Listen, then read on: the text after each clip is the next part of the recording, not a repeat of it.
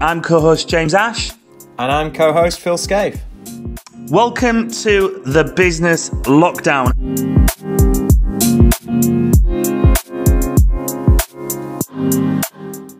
Okay, so we'd like to welcome on today's show Beck Spencer. Beck Spencer has a business, Excel Therapy, and also Perfect 10 Property. Welcome to today's show. Beck, Thank you. Welcome, Beck. Thanks, guys. I'm really looking forward to you guys connecting and covering some points today, because you're both in a similar industry in terms of the property market. And Phil's got a new piece of software, new business as well that's launched to the property market. So it'll be interesting getting insight into that and your thoughts on that. But how are you dealing with the current climate? Surprisingly well, actually. Surprisingly well. There's been up and down days. I think everyone's got to be transparent about how they're coping on a day-to-day basis, because there's such variability. And I think just to connect with everybody out there and almost just to make it okay not to be okay. I've had days where I've felt like I'm flying high, I'm doing really well, being really productive, and then there's days where I've just literally just had to just lie down on the bed for a little while. So it's been very up and down, but it's starting to flatten out a little bit now. I'm getting used to it, I'm getting familiar with the routine. I've really tried to focus on trying to maintain some kind of routine about my day. So like, as you can see, getting dressed, all the normal stuff, making sure that I've got some kind of structure to my day in terms of what tasks I'm going to be focusing on.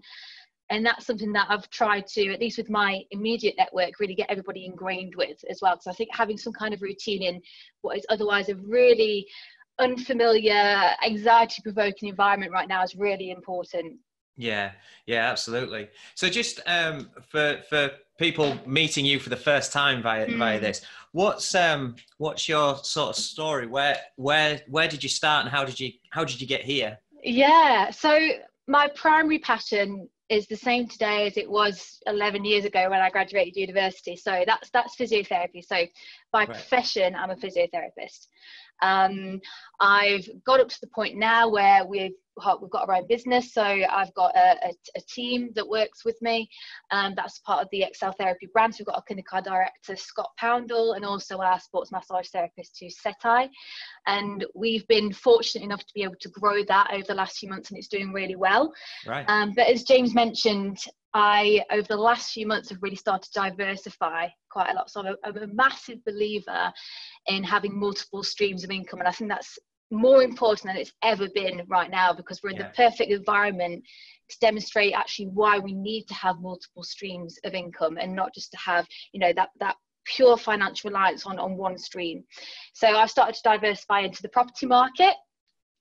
So I've got another sideline company, which is Perfect 10 Property. And we focus on what we call the corporate let strategy, or more familiar known as a rent-to-rent strategy. And another side project, a third and final project that I've started to diversify into, is what we call the Therapreneur Network. So as part of running a business, it's really important to understand the marketing strategies behind that, the social media strategies.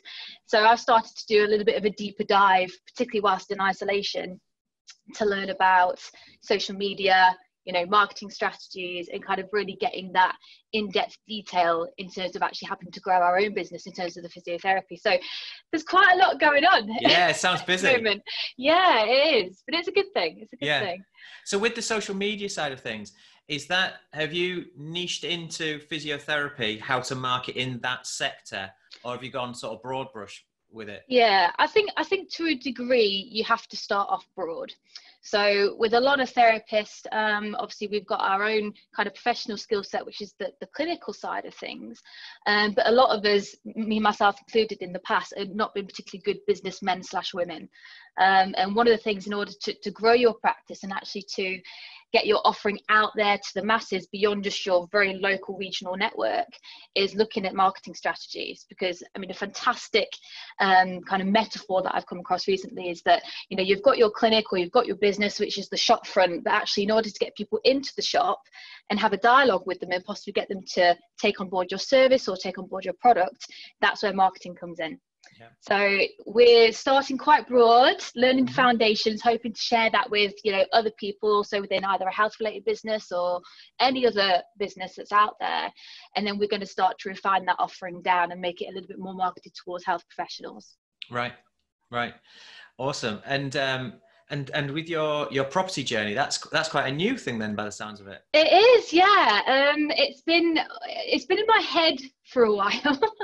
So property is always something that I've been interested in, just purely from more of a development point of view. So I really enjoy taking something that's a little bit derelict, a little bit run down, and trying to really upcycle that and to make it something beautiful. But in the last probably 6 to 8 months, I've really started to focus a lot more on the property side of things. And that really came from that need to diversify away from just the clinical stuff, and think about my financial future in terms of, you know, when we face things like COVID-19, which is completely unforeseen, it's thinking about, okay, how am I going to react to this? How am I going to make sure that my financial future is secure? And that's something that property is fantastic with. Yeah, absolutely. So where have you got to with that? Have you got many property? You saying corporate lets, right? Yes, corporate let strategy. So for those that are already involved in property or have some knowledge about property, there's so many different ways that you can, you know, monetize property, but the way that my particular business and also my business partner Joe focuses on doing that is through a corporate let strategy. So essentially, for those that aren't familiar with that, that's taking somebody else's property, so perhaps a landlord that is a little bit tired of doing the whole landlord gig, perhaps their property's a little bit run down and they're not able to afford the refurbishment, is we actually take ownership or management of that property, and we actually do the refurbishment, and then we let it out to our own tenants. So that's that model, and it's a very, very diverse and very profitable model. Yeah, absolutely. And how's that business model sort of stacking up now in like, well, literally the past few weeks of how everything's changed? How are you sort of seeing that at the moment? So I think the general vibe in the property industry at the moment is it's a very, very challenging time. I think the one thing that's come to the forefront is that property is demanding such an organic exchange. And what I mean by that is that, you know, people often, you know, link up business-wise with other people, you know, on an organic connection. So you go and view, you know, the property with the vendor, or you're meeting agents all the time, and there's this constant face-to-face exchange that's occurring. And not having the ability to do that anymore, we've really had to think outside the box in terms of, okay, how can we in particular utilize things like technology? So there's a lot of stuff that's coming onto the market that really wasn't particularly well utilized before. So things like virtual viewings or virtual check-ins is something that we started to look at, and obviously a lot of webinar type stuff. So, you know, things like Zoom that we're doing at the moment, starting to connect with people that way. And I think whilst it is challenging, there's a whole host of opportunities that can be taken from this in terms of actually how can we make sure that we're diversifying and we're bringing in that technological element to help, you know, with the property business. Yeah. Would you still take on new properties at this point in time? I think personally, we've started to really slow down on that side of things. And I think that's probably a reflection of the fact that, you know, we're still we're a business that's still kind of within its infancy at this point. So I think there is a certain element of risk that probably wouldn't be there if we were a little bit further down the journey. So the general vibe again amongst those that are in our property network is that everybody has started to slow down a little bit. And I think that's largely because people are trying to go through that process of figuring out what the next steps are to take, and making sure that obviously there's a lot of legislation that you have to abide by as well. And one of the key challenges in the property market at this point is making sure that you're still abiding by that legislation, as well as trying to move forward with your business. So I think inevitably everybody's going to have to slow down a little bit, but it's really just taking stock and taking that time to think about, you know, how else can we do this, you know, changing processes and just making sure that that's systemized. Yeah, absolutely. How did you both experience the property market in your industry with, I'm going to say the word as well, with Brexit? It seems like we've forgotten all about that at the moment. What's that? That was easy, wasn't it, Brexit? Oh God, Brexit was an absolute breeze. Yeah. How did Brexit affect you guys in the industry? Did you pivot because of it and benefit in other ways? Did you you see a huge shift in the market and the way was it more of a rental market than people buying property or achieving market value? Phil, do you want to go on that one first? Well, so my experience of Brexit was that not necessarily Brexit. I think it just, my properties are tied into service accommodation, Airbnb, home away, etc. So those markets were already growing, probably to the point where supply was overtaking demand. And so the previous 12 months going through Brexit, I think it just coincided with a natural resetting of that industry, where the golden opportunities had gone and you had to be a bit more streamlined. You had to think a little bit cleverer. And you could certainly still see your way through, and the industry was still very much buoyant, profitable. It was worth doing. But yet I was getting a lot more inquiries from people who had been historical landlords to say, oh, what's this Airbnb? I want to try it. Will you help me? Will you manage for me? Will you do this? Will you do that? People who would never necessarily have got involved. So I don't think Brexit necessarily had too much impact against just the maturity of the industry. Fast forwards to literally the month of March 2020, where Airbnb, just as with many other industries, just fell off a cliff, and the calendars just got emptied. Then it came back to life again with isolation accommodation for NHS workers, for people living with elderly relatives wanting to isolate. All of a sudden it spiked again. And then literally 2 days ago, Airbnb just confirmed that serviced accommodation in the UK does fall within the same remit as hotels. Hotels are closed, serviced accommodation is closed. And so we should all calendars should be blocked and emptied as a legislation.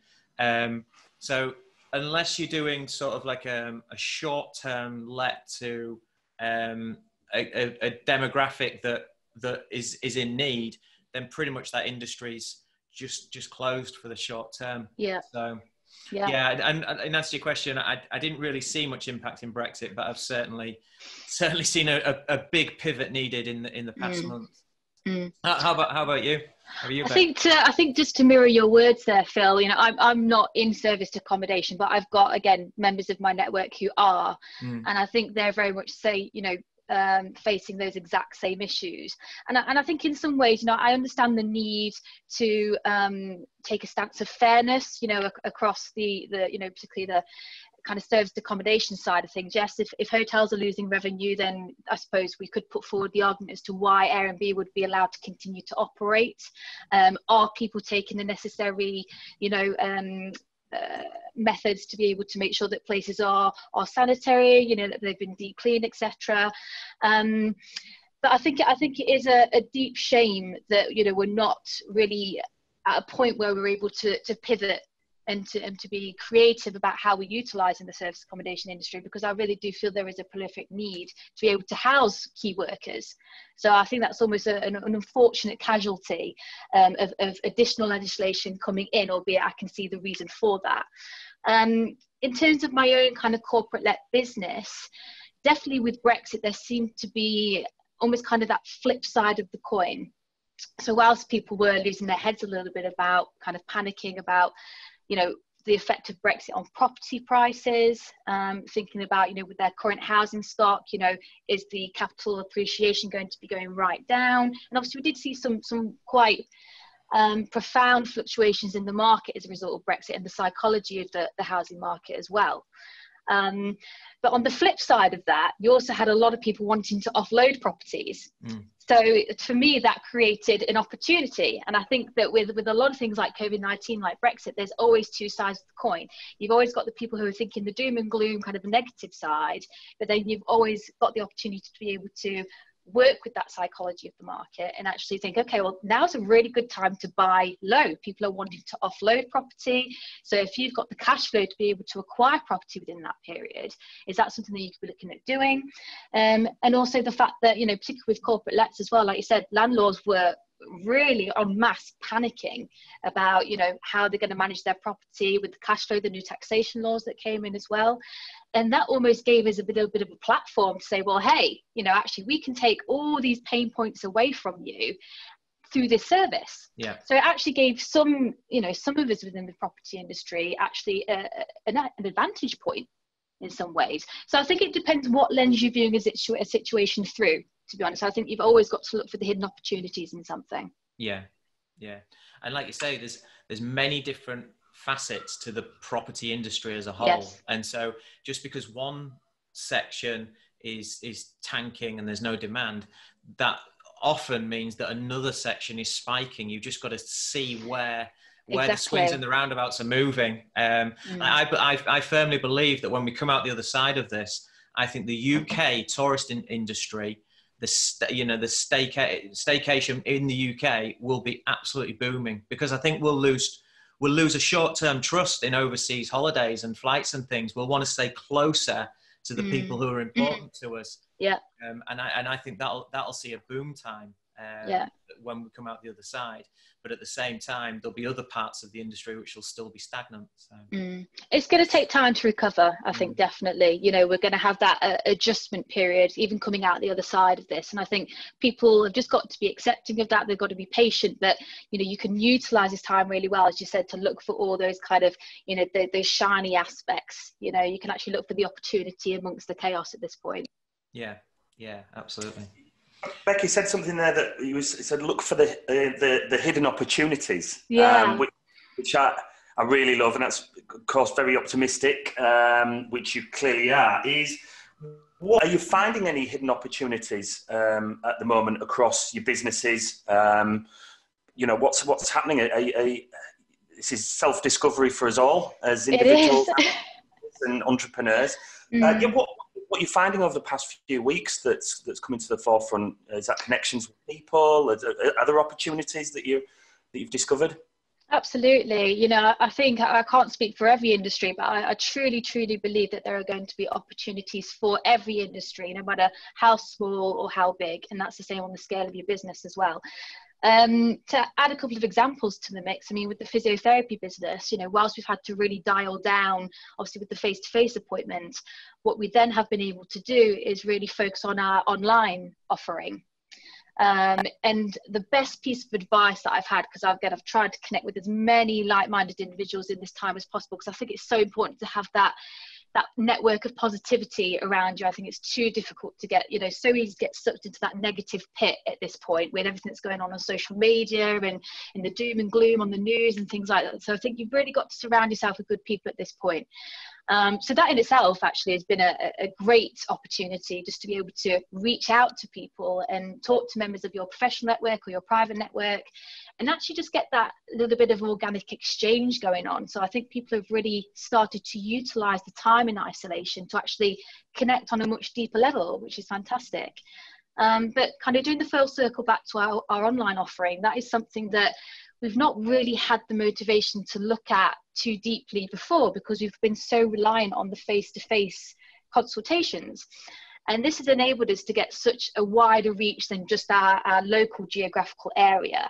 So a lot of health businesses at the moment have really started to do a little bit of a deep dive into how we can actually utilize existing technology and bring that into our consultancy framework. So thinking about how we can actually reach people who are isolated because they're displaying symptoms of coronavirus, or perhaps they're actually, as I said, distant to our normal geographical location, which is Nottingham. So we've been able to bring our medical offering to a much wider audience, which has been fantastic. Yeah, absolutely. Have you experienced real struggles? I would imagine what we're experiencing is you're getting some people embracing this digital technology that we use, online presence, and some are just really, really struggling with that. I mean, we've spoken with PTs, personal coaches, well-being coaches, and they're they've shown us some great insight into how they're trying to operate and reach out to the wider audience. And we've seen a lot of people actually providing, free services just to try and be positive at this moment in time. Have you experienced real struggles with your customer base, with your clients? Yeah, so I think not necessarily had a struggle with our own clients. Our actual existing client base has been extremely supportive, which again links back to just how everybody's really coming together as a community, which is just such a lovely thing to see during this time. So I think out of adversity, you know, people have really started to show their support for us, which is fantastic. I think in terms of more the business mindset of things, when we first started out a couple of weeks ago, we were really in two minds as to, okay, do we use this opportunity to continue to engage and connect with our existing clients, or do we go for trying to bring new clients onto the repertoire? And actually, again, through a conversation with one of my professional network members, she gave me a fantastic piece of advice, which was actually to go for the low-hanging fruit. Actually, just use this time to enrich and nurture your existing client base. So this is a time to actually just make sure that as and when you come out the other side of this, that you've still got that really good quality, warmed audience to engage with right from the starting blocks. Don't worry too much about trying to, you know, really expand your reach and try and bring a load of new patients in or a load of new clients at this point. Actually, just make sure that you're engaging and you keep connecting with your existing one. And that has actually been pretty much a path of minimal resistance, because if people are wanting to support their local businesses at this point, you know, we're a relatively small business in the city centre, and it really does pay tribute to the fact that, you know, we really want to nurture and take care of our patients, and they're reciprocating that back on us. Yeah, and probably the byproduct of that, because you're over delivering with the low hanging fruit, is that the other fruit on the tree is going to pick up on that, and so by default, you're then going to be looking at new clients as well. Absolutely, yeah. And I think that power of being transparent and almost, you know, being a little bit vulnerable with your clients as well, and saying, hey, yeah, actually, no, we are struggling. You know, we are struggling to maintain ourselves as a business, and people pick up on that, and they appreciate that authenticity. And I think that's really what's inviting this communal spirit at this point, is that everybody's in that same scenario, and it's actually collectively bringing us together. Yeah, absolutely. Beck, if you give us a bit of background, is when when did you switch into business? You know, when was that? How long ago was that? And how was that transition? You know, was that pretty? Did it just feel natural to do so? Was it an opportunity? Was it from a point of frustration with your circumstances? a little bit of all of those. Right. I think there wasn't really a defining moment, so I can't backtrack to a defining moment where I thought, oh, suddenly I'm an entrepreneur. I think I've always had that. I would class it as more of a creative mindset as opposed to an entrepreneurial mindset, because I have to say that the creativity came first before thinking about how to monetize that creativity. Yeah.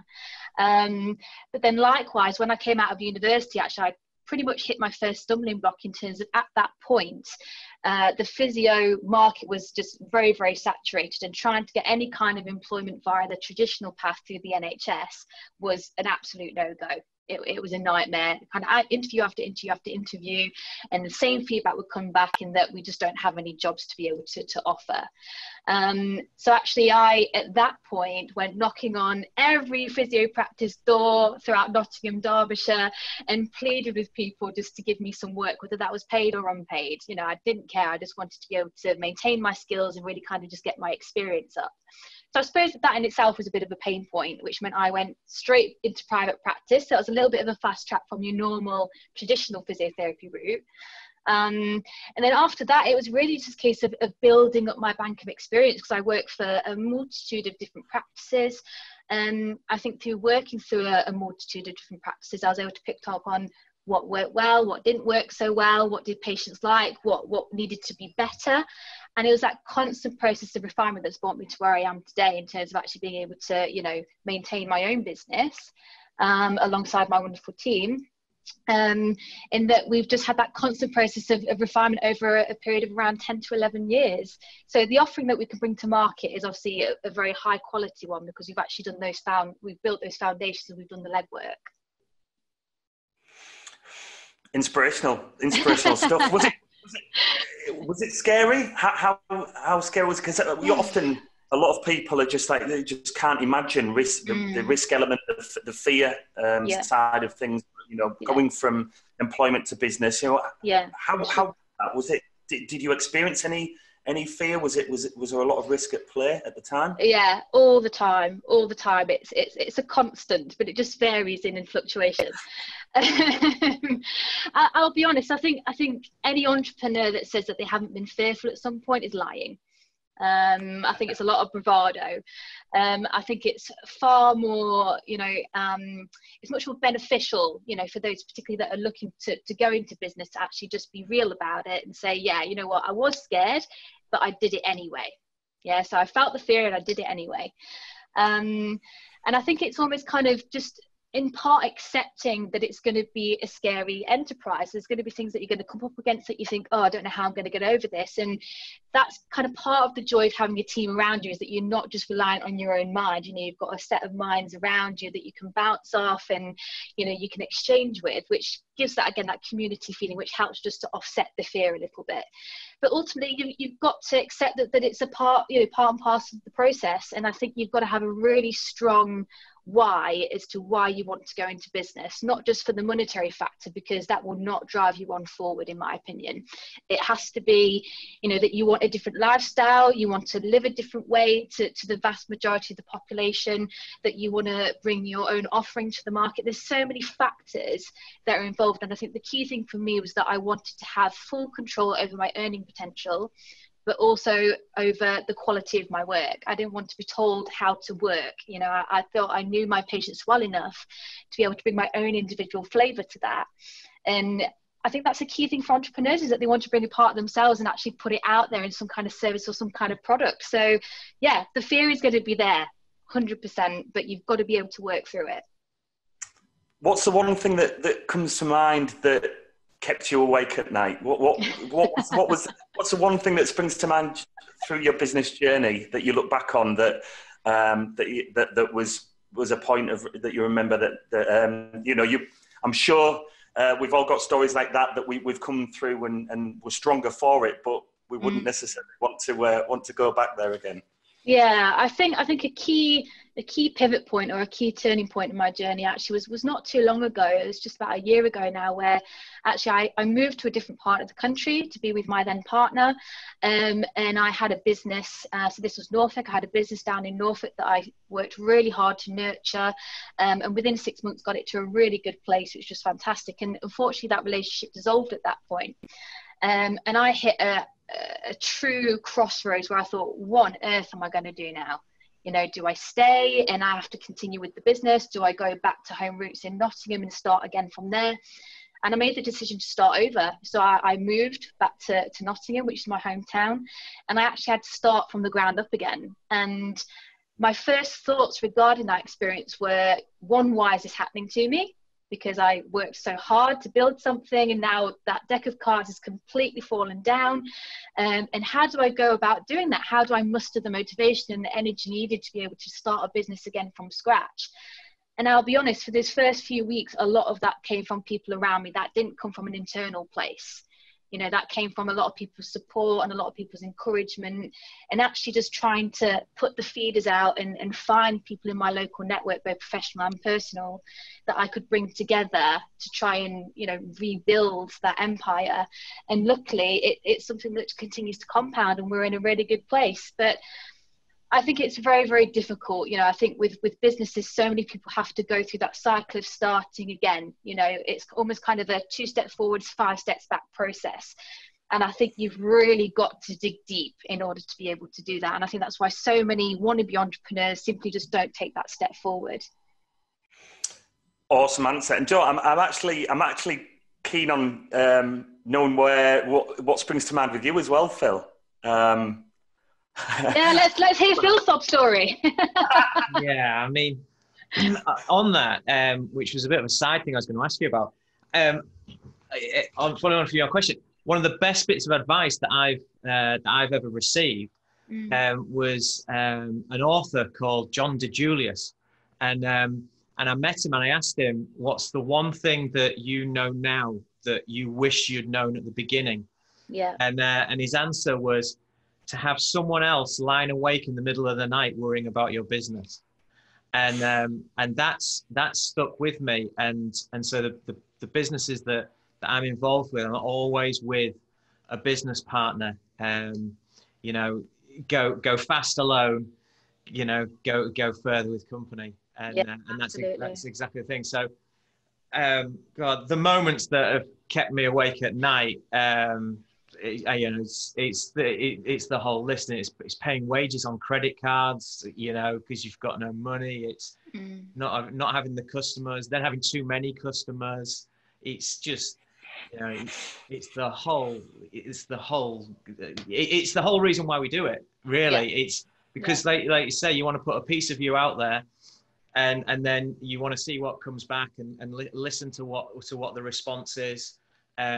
Hopefully there's some love there. There'll certainly be some hate there or non-love.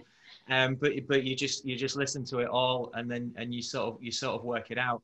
And I think there's the moments that are the dark moments are the ones that keep you going, that build you, that mean that the next time you do that, you do it just a little bit different and a little bit better, and you just go on and just grow from there. And this time in our lives, this March 2020 and onwards, is one of those moments for just about every business owner out there. They're either right now far too busy because they're in one of those sectors that's broken because of that, or they're far too unbusy, for want of a better term, because they're in physiotherapy, or, you know, we've got a couple of salons, and you know, close the doors and furloughed staff and having to cash flow that through, etc. So you just, you know, it's just another point in time where you'll come out the other side. The right owners, the right entrepreneurs will come out the other side and just be an even better version of themselves. Yeah, I could not agree more. It's that really interesting paradox of, I think almost as entrepreneurs, we really, you know, we thrive off that ambiguity. We thrive off that up and down, you know, that kind of peak and trough. But then it's also the thing that we probably hate the most. Yeah. In terms of we love to face challenges, but when the challenges just get a little bit overwhelming, we all think, oh, I just want to go back to an employed job. But could you? No is the overriding answer on that. Absolutely not. But what I find with being an owner is that there's a tightrope of, on one side you're too busy, and on the other side you're too quiet. Yeah. And that tightrope, it's not possible to walk on it. You always fall one side or the other. There is not a perfect line. You're either chasing more or trying to scale up to deal with too much. 100%. It's I think we all dream of this utopia of having a really balanced day where everything just feels like it's in harmony. And if there's one thing to put across to those that haven't yet gone into business or are thinking of going into business, is that doesn't happen. It remains a dream, unfortunately. Yeah. And the other word that doesn't exist in my book is the word passive. Yes. I mean, how many books and podcasts and all the rest of it have been sold on that word passive, which is just, you know, to use Wolf of Wall Street, it's a fugazi, it's a fugazi. That's it. Yeah, 100%. Yeah, absolutely. But Beck, how do you keep yourself in check? You know, your physical and mental well-being, in order to then be best placed for the best version of you to be the best for everybody else around you, in your professional life and also personal life. And has that changed over the past few weeks with what we're experiencing now? I think ultimately it's a very delicate balancing act. And I think that's almost kind of my first point, is that you've got to go with the natural ebb and flow, because no day is going to be the same as another. Some days you're going to have an abundance of energy where, you know, you're able to work till 2 a.m. in the morning. You're really productive. You know, you seem to be in that fantastic headspace where everything just makes sense. And then you're going to have other days where you literally can't even make a cup of coffee, you know. And I think it's almost kind of showing a little bit of like self-love during those times as well. So just accepting that actually today isn't going to be one of those mega productive days. Because I think, and again, Phil, you can comment on this as well, is that with entrepreneurs, we almost kind of feel like we need to be 101% all the time. We've always got to be doing something. I definitely have felt a little bit of guilt when I've taken rest periods, where I thought, oh, I'm not being productive enough. And it's almost trying to look at that through a slightly different framework, or through a slightly different lens, in that rest is actually just as important as all the other activities that you need to do in order to build a business or to maintain a business. In the fact that by looking after yourself, you're looking after your team, you're looking after your business, and therefore you're looking after your clients. So it's almost trying to connect that in a different way, rather than seeing it as a selfish activity. You're actually serving your community by looking after yourself and investing time in doing that. As I said before, right at the beginning, I think one of the crucial aspects that people can take on board at this point is actually trying to maintain some kind of routine. I think it's all too easy to sit all day in pajamas, get up when you want, go to bed at different times, and really get lost in this abyss of same four walls, you know, day in, day out. And I think it's really integral for everybody, regardless of whether you're an entrepreneur or not, is that you're keeping some kind of routine. You know, you're keeping your daily exercise a priority. You're having your meal times at, you know, your regular times. You're getting dressed. You're going through all your normal self-care activities. And particularly if you've got children as well, I don't personally, but for those that do have kids, it's even more important to have some kind of structure for them now that they don't have that normal day-to-day school routine. So I think a lot of it is being very intentional about keeping that framework in place, realizing that that's an important part of self-care, being mentally healthy, being physically healthy. And obviously as a physiotherapist, we want everybody to make sure that we're keeping, you know, exercise at the top of the priority list. Yeah, no, I couldn't agree more. Absolutely. You maybe, because you've had the physiotherapy business, you're used to maybe having structures and appointments, and keeping to a program.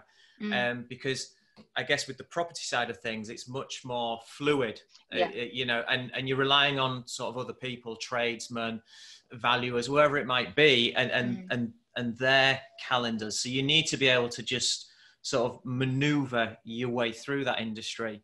Because I personally found it very difficult, because I don't have an appointment-based work life, and so I just work a lot, and it can be work anytime, but I just work a lot. And then I've got 3 children, so then all of a sudden being at home with 3 children with a very different timetable and my non-existent timetable, it was a big collision in week 1, and that's when we all had to take a step back and do exactly like you've said there, you know, structure a plan out that works for all 5 of us in a completely different way, for each individual, but it works for us all. And we're not there yet. It's not the finished article, but it's certainly, you can see 100% improvement this week to last week to the week before. So yeah. And I think you've touched upon a lovely point there where, you know, if you are part of a family unit living in the same house, is that it's lovely to be able to do that together. You know, so I'm sure your children really, you know, capitalize on the fact they're able to sit down with you and actually have some kind of input there as well. Yeah. Well, I was telling James just before we jumped onto this that I had the privilege at 10 o'clock in the morning yesterday morning of having a sword fight with my 6-year-old, which is just a gift in its own right. It made everything made sense in that moment where we just got these plastic swords and had a duel. He obviously. See, it would be lightsabers in my house. Yeah, yeah. But it was the taking part that counted. So yeah. With the sound effects. Yeah. That's maybe tomorrow. Yeah. The sky's the limit. You've got an abundance of time to be creative with that. Absolutely. So, Beck, what does the next few weeks, month ahead look like for you? And I guess that's quite a difficult question under these uncertain times, but you know, what is it over the next few weeks that you can be confident in planning in any areas of your business or your life as well? How does that look? How does that look ahead? I'll get my crystal ball just to start off with. I think again it's that happy marriage between having a plan but also making sure that you're flexible with that plan for it to change. I think I definitely, as an individual, I'm a bit of a planner. I'm a very much a futuristic thinker. And I tend to get a little bit too attached to a plan as and when I make one. So I think the key thing is making sure that, you know, you've got some kind of strategy in place, whether that be as an individual in terms of your personal life, or whether that's more of a business plan with your team. But just making sure that that is formulated in a way that you've got some maneuverability, so actually you can adapt to the changes that are going to inevitably take place over the next few weeks, because nobody knows how long this is going to go on for, how it's going to transgress. So that's kind of key point number one, I think, for me. In terms of our own business strategy, we are taking very much a piece of advice that we spoke about earlier, in terms of actually just keeping connected and staying engaged with our existing client base. Oh, we've got a guest, look. Yeah, hi. This is the sword fighter, Oakley. Hi. You say hello? Did you win? Most importantly, did you win? He's nodding. Welcome. Welcome to your first taste of webinar, my friend. Yeah, first of many, I'm sure. First of many. Property mogul in the making, I'm sure, Phil. We'll try. He's certainly got a creative mind, that one. Yeah? Oh yeah. For a 6-year-old, he's like a 60-year-old in many ways. It's it's amazing, really. I'm a little bit jealous of today's younger generation, because they've got so much at their fingertips that we didn't have. Yeah. You know, you can create a business as a 6-year-old these days, which is just unheard of, isn't it? Really unbelievable. Yeah, absolutely. The opportunities are just all around us for them, aren't they? So yeah. Get him reviewing some toys, Phil. Get him reviewing some toys. Oh yeah, Ryan's toy review. Yeah, we should do Oakley's toy review. That's it. Yeah. It's literally $1 million idea, that, isn't it? Yeah, it is. Which blew my mind, as in when I heard about that. I just thought, wow, I'm actually less successful than, is he not? I think he's 9, is he? Is he 9 now? I don't know, but it was very, very fast growth, wasn't it? Yes. Over 24 months, something like that. The highest earning YouTuber. Yes. Incredible. That's it. I know, and it hasn't even reached double digits yet. Nah, there's hope for us all. There is. If there's one sign of hope amongst all of this uncertainty, it's that even if you're a 9-year-old, you can become a millionaire within a few weeks. Absolutely. Yeah. So I suppose, cycling back to your question, James, my team have very strategically sat down together and made sure that we're all kind of on that same page, and we've made it a very team-based approach about where we're going to be taking our business, which is really just making sure that we are nurturing our existing client base at this point, and we're looking at how we can start to bring in technology to our current kind of medical offering, and making sure that we're just refining those products. And the other thing that we're looking at as well, as I said before, is the marketing side of things, because that's really the thing that I think for a lot of entrepreneurs gets put right down at the bottom of that priority list. And so now is just the most perfect opportunity, now that we've got this abundance of time available to us, to make sure that you're looking at refining that strategy and really getting that laser focus. Yeah. Have you noticed anything that you've already switched to and you've adapted that you can see continuing when we come out the other side of this? You know, that's not just temporary for now. Are there any examples that you've taken on board that you can see, right, that's a route we'll continue down, even at this early stage? Yeah, I think we're keeping a very open mindset first and foremost, because we just don't know how the health landscape is going to be changing as a result of this. You know, I think for a lot of businesses is that, you know, there might be a change in their particular customer niche in terms of what people are looking for, and also just in terms of how we can think creatively of diversifying our own businesses as well. But definitely something that we've kind of, you know, been a bit more refined on is the webinar offering. So using things like video conferencing for people outside of our main geographical area, so we can start to think outside of Nottingham, outside of Derbyshire, in terms of extending our reach to them. So we can start to think about running clinical consultations with the assistance of video webinar. And in that same vein, also thinking about online Pilates offerings as well. So, you know, we run clinical Pilates face-to-face, and it's just such a lovely thing in terms of being able to, again, extend that offering out of our normal studio environment. So I think there are two things in particular that we're going to think about possibly keeping in place even after COVID-19 is kind of passed. Yeah.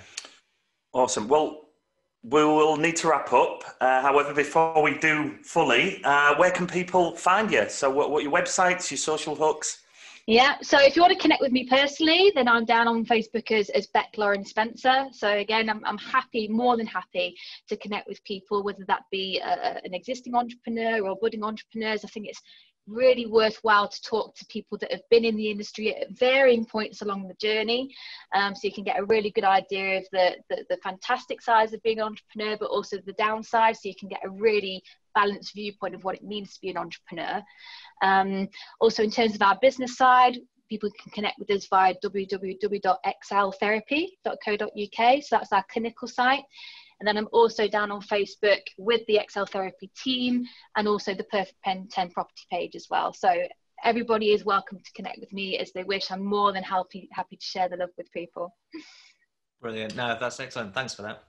That's phenomenal. Well, it's been an absolute pleasure, Beck. You too. It's gone so quickly, hey? Yeah, absolutely. I'm sure this won't be the last time that we speak and revisit some of these crazy times, and especially when we come out the other side of this, it'll be great connecting with our community and people that we've interviewed as well. Absolutely. Hopefully, looking back at these challenging times and coming out the other stronger together as well. So, absolutely. Thank you for joining us. Thank you for joining us. You're most welcome. It's been a pleasure, guys. It's been a pleasure.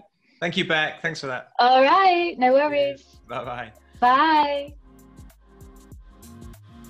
Thank you so much for joining us on the Business Lockdown. Please comment, like, share and subscribe to help build our global community. We look forward to seeing you all soon.